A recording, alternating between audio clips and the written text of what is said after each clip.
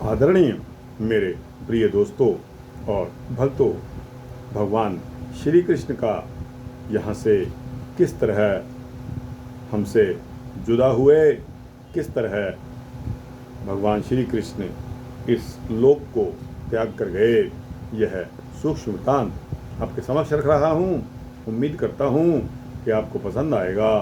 दोस्तों, यह सूक्ष्म वृत्तांत है, अतः बने रहिए इस वृत्तांत के अंत तक।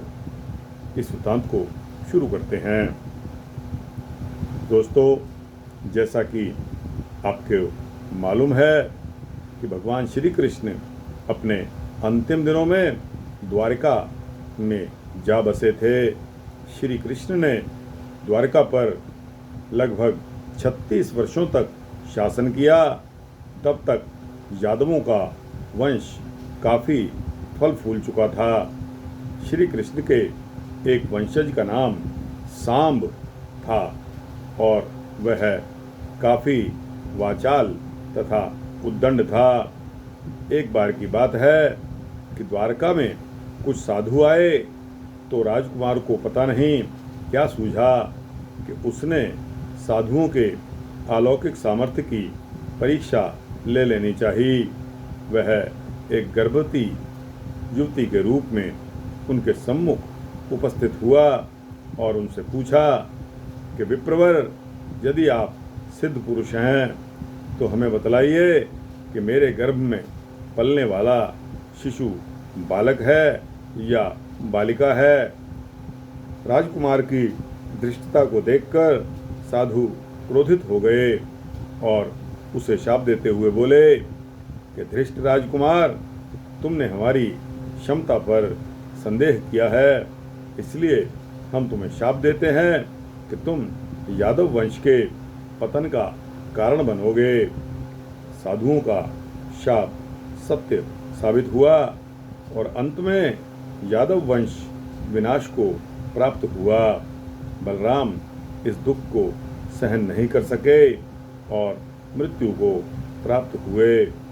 एक दिन जंगल में विचरण करते हुए श्री कृष्ण एक पेड़ के नीचे लेटे हुए थे कि वे एक शिकारी के तीर के शिकार हो गए और स्वर्ग सिधार गए।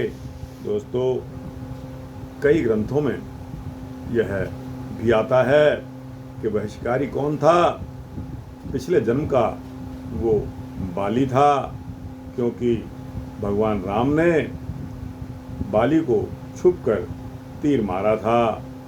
इसी प्रकार भगवान को जब वह विश्राम कर रहे थे, पेड़ के नीचे लेटे हुए थे, तो वो शिकारी जो था उसने दूर से जब तीर मारा उसको कुछ और नजर आया। हालांकि लेकिन कहा यही जाता है कि वह बाली था जिसने इस जन्म में आकर भगवान से बदला लिया।